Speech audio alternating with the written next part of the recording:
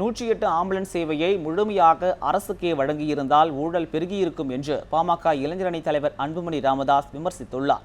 அரியலூரில் நடைபெற்ற மக்களுடனான கலந்துரையாடல் கூட்டத்தில் கலந்து கொண்டு பொதுமக்களின் கேள்விகளுக்கு அன்புமணி ராமதாஸ் பதிலளித்தார். பின்னர் பேசிய அவர், தமிழகத்தில் மது மற்றும் ஊழலால் ஒவ்வொரு குடும்பமும் பாதிக்கப்பட்டுள்ளதாக குற்றம் சாட்டினார். 108 ஆம்புலன்ஸ் சேவை அரசு தனியார் கூட்டுத்திட்டமாக உள்ளதாக, அதில் ஊழல் நடைபெறவில்லை என்று கூறினார்.